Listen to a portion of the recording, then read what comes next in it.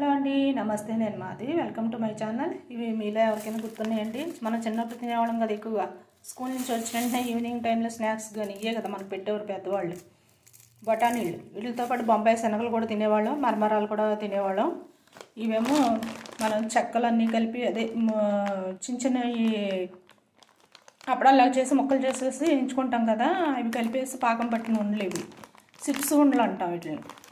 ఇవేమో చెకోడీలు, ఇవి కారపూసతో చేసిన ఉండలు.